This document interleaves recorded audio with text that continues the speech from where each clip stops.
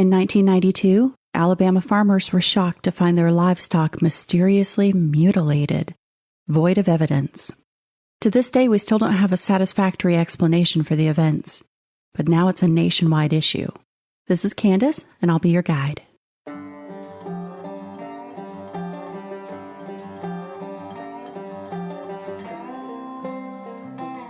In fall 1992, in the Sand Mountain region of Alabama, farmers began reporting a bizarre string of livestock mutilations. The mutilations typically occurred in cattle, but sometimes in sheep and horses too. Cattle would be discovered with organs and/or body parts removed with near-surgical precision. The animals often had been exsanguinated, meaning all of the blood had been removed from their bodies. Remarkably, no blood was found on the animals or on the ground beneath them. There's also no evidence of a struggle from the animals. The incisions always looked to be cauterized with high heat, searing blood vessels closed. There is never a clear cause of death aside from the organ loss. Although being void of blood, there's no evidence the animals suffered cardiac collapse. The body parts and organs taken varied per instance, but investigators feel confident there was no monetary value involved with the parts taken, so it's unlikely they were taken to be sold. Quite often, black helicopters were seen or heard flying low over the areas of the mutilations, either soon before or at the approximate time of. This story really is best began by the official press release from the Fife, Alabama PD on April 7, 1993. And y'all, this is a little bit long, but it's not boring and it really just tells the entire story. So I'm going to read the whole thing to you. These are the words of Charles Jr. Garmany.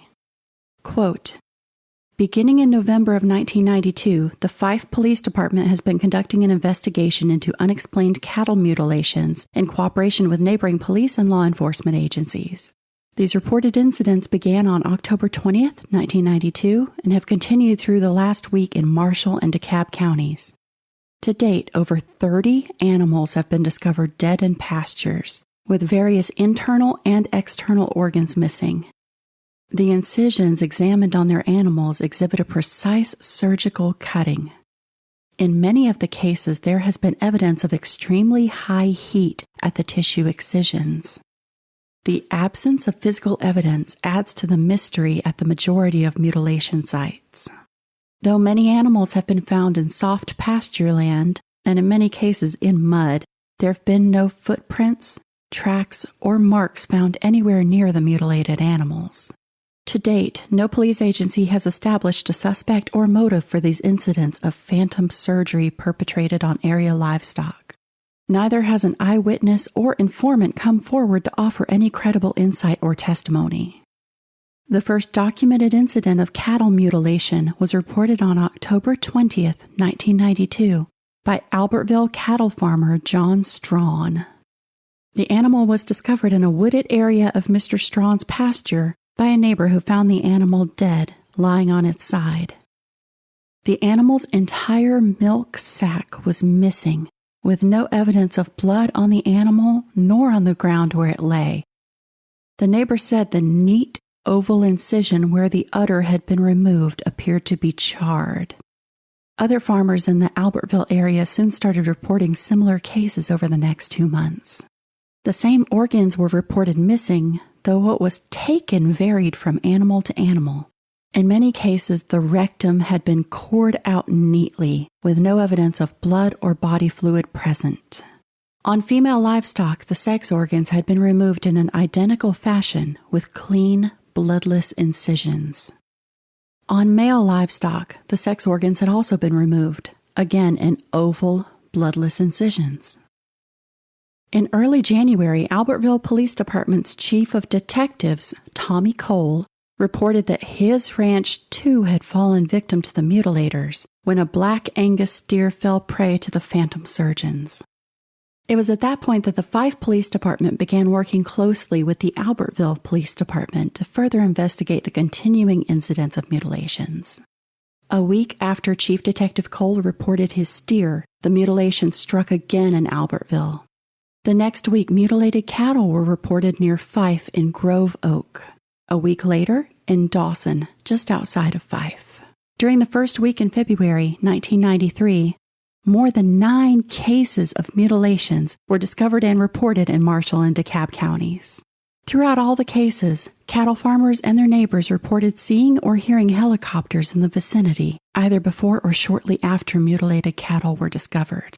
Comparison to other cattle mutilations documented by law enforcement in 48 other states since 1963 shows that the cases recently documented here in Northeast Alabama are part of a national problem.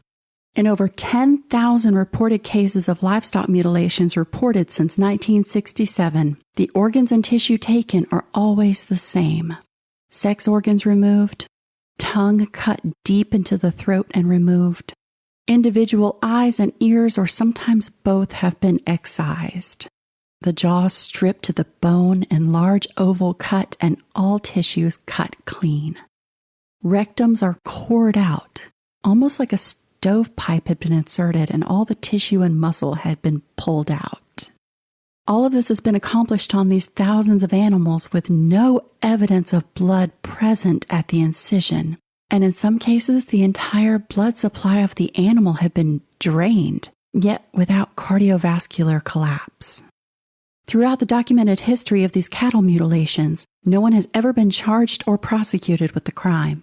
No one has ever been caught.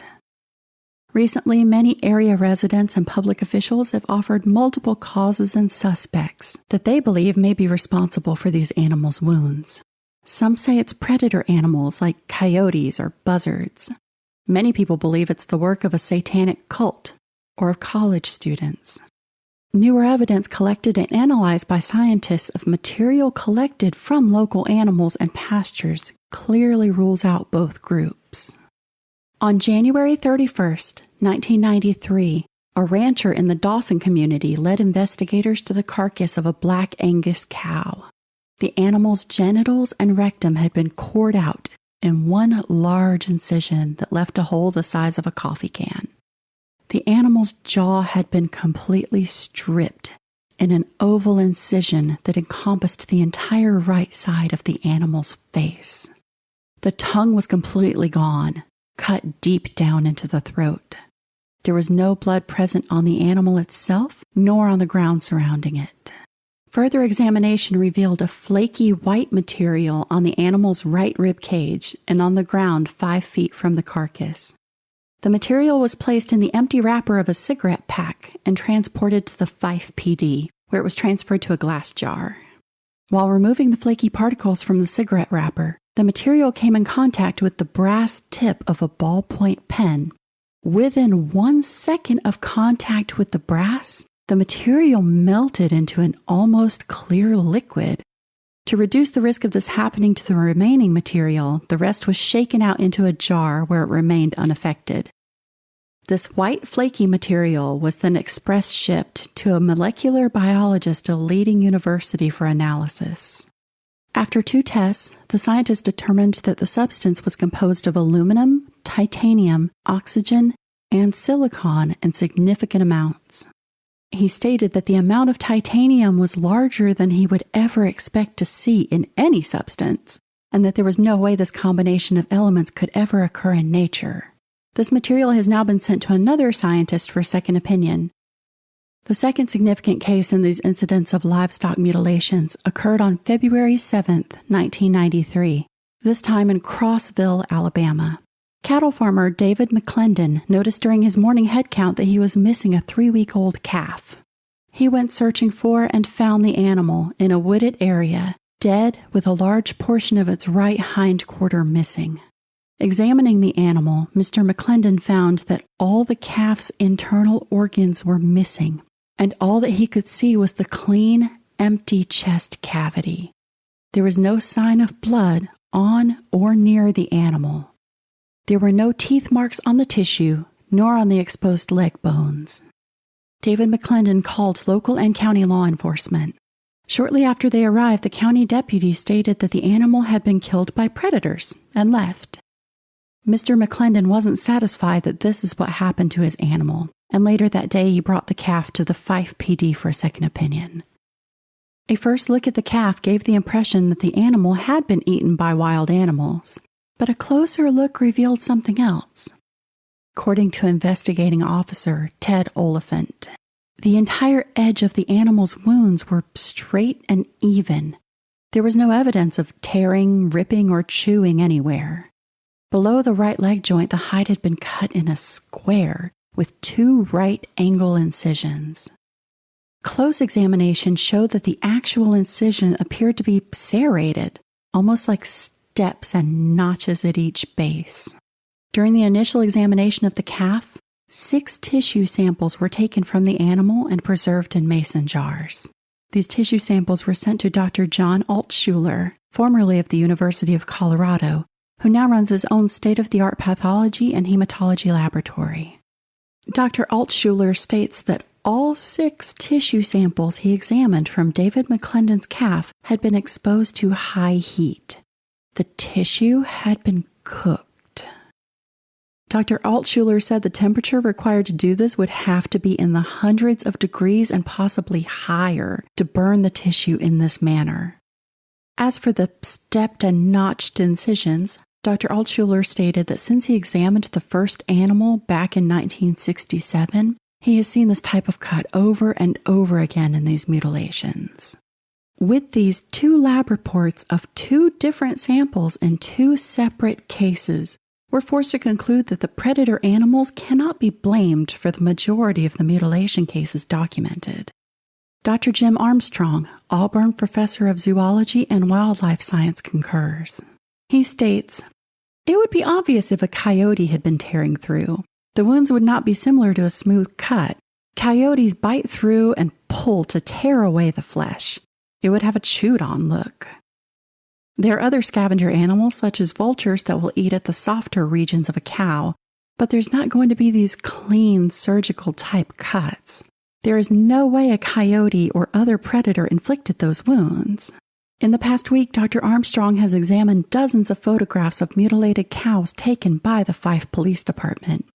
He states, "I went over the pictures with a USDA expert along with several wildlife biologists. With the exception of one individual, we all agreed that many of the cases were not typical predatory damage. The caution here is that we're dealing with photos, that there is no other physical evidence for us to look at. But the USDA agent and most others agreed with my conclusion that many of the pictures were not coyote or other predator damage." DeKalb County Auburn Extension Agent Chris O'Daniel also recounts the likelihood of predator animals removing circles of cowhide. "Predators are not bad about eating hide. They'll eat up the rest of it first. Along with the bones, the hide will be one of the last things to go." These statements made by expert professionals agree with the statements made earlier this year by the Fife PD that predators are not responsible for the mutilations. The conclusion, however, indicates a greater mystery. Who is doing this? And why is there a lack, for the most part, of physical evidence at the scene? Police Chief Junior Garmany and Mayor Graben, themselves involved in farming, believe the results of our investigation require further attention. It is incumbent on all us military, state, and federal government to assist farmers to find out who the phantom surgeons are. It seems basic to help the man who is responsible for ensuring there is food available for our dinner tables. The farmer is not interested in politically correct official explanations. He wants to know what has happened to his livestock. It should be the responsibility of all law enforcement to join together to find an answer to this problem that is adversely affecting the cattle farmer here in Alabama." Unquote. Initial theories by the investigating officers, as stated in the press release, were predator animals, scavengers, college kids, and even satanic cultists. Remember, this isn't long after the satanic panic of the 1980s. With their investigations, however, animals were ruled out, and they also somehow ruled out the college kids and cultists. The most prevalent theory amongst Alabamans is extraterrestrial causes. The Sand Mountain area has a disproportionately high prevalence of UFO sightings, with most documented sightings following the same typical format. A light in the sky that looks like an extra bright star, hovering for a moment and then shooting off into the night sky. The area residents noticed that there were more sightings than usual in the area during the time of the most active mutilations. There are so many UFO sightings on Sand Mountain that the town of Fife holds an annual UFO Days festival every summer. If you ask the federal government, of course, you'll receive a different answer. In the 1970s, a couple decades before the Alabama incidents took place, there was a lot of pressure put on the FBI to investigate cattle mutilations. This was largely headed by ranchers in Colorado, where the problem was even more severe and widespread. After all, most of our beef is raised out west. The FBI initially refused to intervene, stating it wasn't their jurisdiction. However, after the ranchers took it upon themselves to protect their animals and their investments, they began shooting at the black helicopters overhead. That's when the FBI decided that they needed to appease the ranchers with an investigation, stating Coloradans are gun happy and the FBI needed to alleviate their fears out of safety concerns. In the declassified documents I found, the FBI declares that their veterinarians have ruled that the supposed mutilations were in fact just caused by scavengers. They say that the cows had died of natural causes, and small animals, primarily foxes, come along and eat the softest tissues first. Hence the sex organs, rectal tissues, and udders often being missing. They blame foxes in particular as they have very sharp incisors that they state are scissor-like. They closed their investigation with this ruling. One of the more interesting theories regarding the mutilations is that it could be the work of the wampus cat. The wampus cat is an Appalachian cryptid said to roam the forest, stealing children and attacking animals at night. The history of the wampus cat varies, but the most common story is that a Cherokee woman was extremely jealous and followed her husband through the forest at night, covering herself with a mountain lion pelt. According to folklore at this time, only the men of the Cherokee were allowed to witness their sacred rites. When the woman was caught watching, the medicine man of the tribe turned her into a wampus cat as punishment, forever damning her to the life as a half cat, half woman. This bipedal cat woman is said to have glowing yellow eyes that can drive a person insane, and a screech that can carry a mile away. The legend of the wampus cat does state that it kills animals, but I can't find any sources for the correlation between the absence of organs or blood and the wampus cat. The most interesting theory for the mutilations comes directly from Ted Oliphant, the investigating officer for the mutilations. A few years later, in 1997, Ted submitted 2 articles to OurStrangePlanet.com, requesting they be posted as evidence of his theories for the incidents. The 1990s were a period of great concern over bovine spongiform encephalopathy, what we know as mad cow disease. Some countries were banning imported meats, and hundreds to thousands of head of cattle were being removed from the potential meat market out of fear of the disease. Mad cow disease causes an always fatal brain disease in humans called Creutzfeldt-Jakob disease, causing small holes in brain tissue, severe dementia, and neuromuscular disturbance. At the time, there was panic, because although they knew eating beef tainted with infected brain tissue could cause Creutzfeldt-Jakob or related diseases, officials weren't sure how else it was transmitted. There were fears over the national blood supplies and general food supplies. Now we understand that only infected neural tissue or objects contaminated from the tissue, like surgical instruments, are the only source of transmission proven so far. It didn't help at all that dead livestock used to be processed, cooked, and re-fed to other livestock, perpetuating the prion disease. Most frighteningly, the incubation period for Creutzfeldt-Jakob is 6 months to 40+ years. Oliphant believed that the U.S. government was using infrared technology in military helicopters to locate cattle that had a lower heat signature. When animals are very sick or dying, the blood is pulled away from the hide and extremities to the core of the body in effort to protect itself, so sick animals would have a lower heat signature.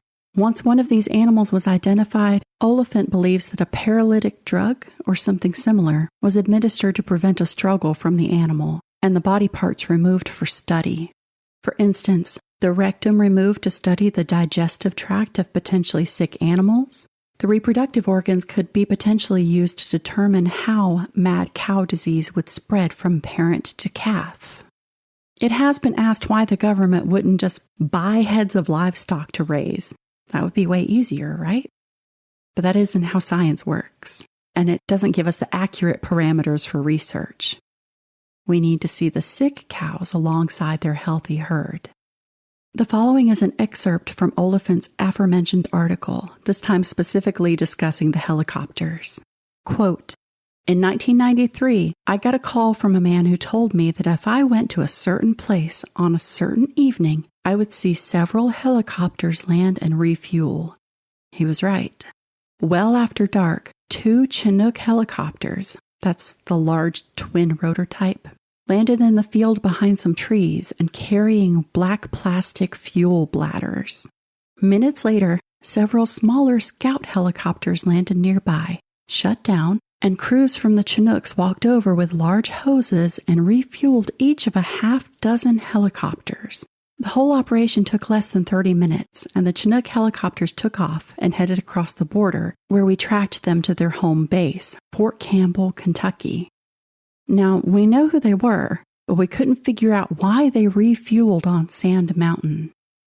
The next morning, a reporter, Stephen Smith, from the Rainsville Weekly Post, called the public affairs officer, Captain William Gibbons, of the 101st Airborne, and asked if they might have been in our area the previous evening. "We have no aircraft in your area. It wasn't us," said the captain. It certainly was. So we knew then that some kind of secret operation was being conducted, but we didn't know what it was. We still don't.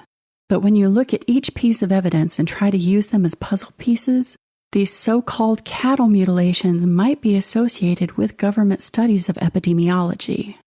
With bovine spongiform encephalopathy and Creutzfeldt-Jakob and many other diseases being so devastating, is it possible that many alleged cases of cattle mutilations are actually evidence of our tax dollars at work?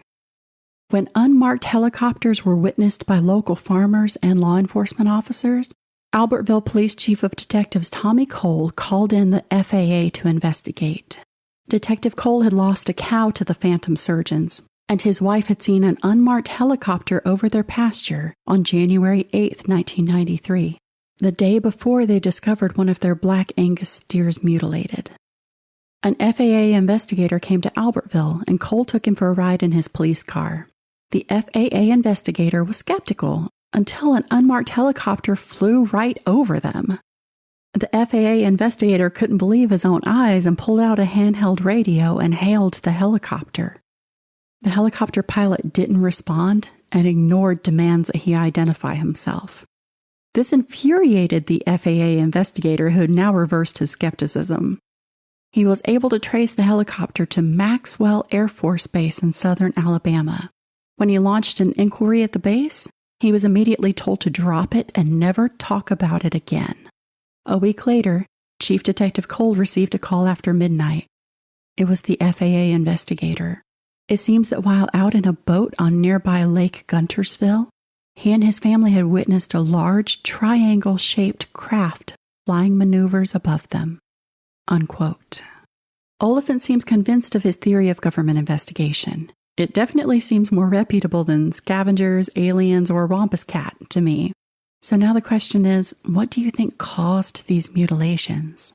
I wish I could say they ended after the press release, but rather they became more diffuse throughout the country. Livestock mutilations are well documented as early as the 1960s, although some state that they've been happening for centuries. And unfortunately, they continue today. As of the mid-1990s, the events had been recorded in 48 states, and although I couldn't confirm it, I have to think they're in every state now. This is a current nationwide problem, not folklore from the past. The most accurate counts I could find state that the number of livestock found mutilated is in the tens of thousands. So, what's your theory? That's the case of the Alabama livestock mutilations. Now, let's talk about it. Okay, y'all, so I had to do this story because the mutilations have always fascinated me. And if you're not familiar with these cases, they really have happened throughout the entire country. They're really prominent out west. If you want to start looking into this, that's a great place to start. But obviously, the Alabama ones were more topical for the podcast. I do know from just being interested in this for forever that in some places the cattle have holes in their neck, not to be cheesy, but vampire-esque holes in their neck. And I believe that those are usually blamed on chupacabras. Again, not an expert in the Western stuff, but it is particularly interesting. Another thing that's really interesting to me about this is that the meat was freaking cooked. That blows my mind. Because even if you use a cautery, that's, if you're not familiar, a high heat device that sears blood vessels closed, used in surgery or medical procedures, it doesn't cook the meat around it. It's just hot enough to just sear the vessels shut, kind of like a soldering iron. So it blows my mind that the meat was freaking cooked in these cases, and that's so fascinating. But it seems like the helicopters definitely are connected, because if they found these animals in the mud and there are never any tracks, then it has to be from the sky, right? The bit about the white powder evidence being found on that cow's side and on the ground, that's amazing that they could identify the material as being something that is not found in nature at all. It makes me wonder if that substance is how they obtain that high heat, maybe? Maybe combined with flame, that's how they're getting the cooked effect of the meat. But y'all, what kills me is that they put the material in a cigarette wrapper. That is just so funny. But I'm really hoping that that is what a farmer did when he found it, and not how the police gather their evidence. But if it is, I suppose I respect that they've remained consistent with that story since the 90s and admitted they just stuck in a cigarette wrapper. But I'm definitely not buying the fox explanation, mainly because, again, the meat was freaking cooked. But if it is foxes, then wouldn't most cattle deaths end up looking like this? Or wouldn't at some point someone would have seen an animal consuming the cow, right? Out of tens of thousands of cases, surely someone would have went to their pasture and went, oh, hey, look, a fox is over there eating that cow. And then these animals were seen like the day before most times. So farmers were aware that that cow had been fine earlier. It's not like it's been dead in a field for a week undiscovered. So I have to wonder if it is predatory animals, which I don't believe it is, but for the sake of argument, we'll say so. Does an animal drop dead and the scavengers immediately go to that site? I have a hard time thinking that's the way things happen. So I Googled it, which is not the weirdest thing I've ever Googled in my life, sadly enough. And it just makes my bizarre search history that much more interesting. But apparently it's really variable on temperature. So, obviously the hotter and more humid it is outside, the faster things start decomposing. This happened in the fall and winter in the South, so it shouldn't have been that fast, maybe? And out west where this happens a ton, it's drier, so maybe not then so much? Again, who am I to say? I can't stress how happy I was to find these articles by Ted Oliphant years later, that he is still speculating and theorizing on what happened. The fact that he wrote these and he was the investigating officer means that this could be no closer to the source. And if you haven't gathered by now, that is my favorite part of making these episodes, is researching and finding the same old thing, and then finding something this good. So admittedly, I trust his word the most. He is the one who was there for all of this. He sounds really reasonable, really rooted in logic. So I appreciate that. Even better than just the articles, Ted included his contact information in the articles. So I excitedly reached out, but Ted passed away in 2019 of heart problems. So that's really disappointing. I was really hoping to be able to talk to him myself about these cases and see what wisdom he could impart on us.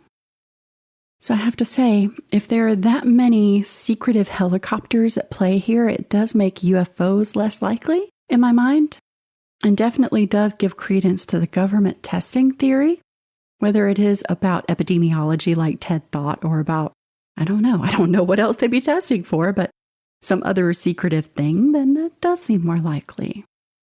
As always, tell me what you think I want to know. I'm genuinely interested. Let me know on social media at Obscure Appalachia. Please subscribe if you haven't already so you don't miss new episodes, because now these will be pretty regular, bi-weekly. And please rate the show on your podcast app to help others find me. Thanks so much. Until next time.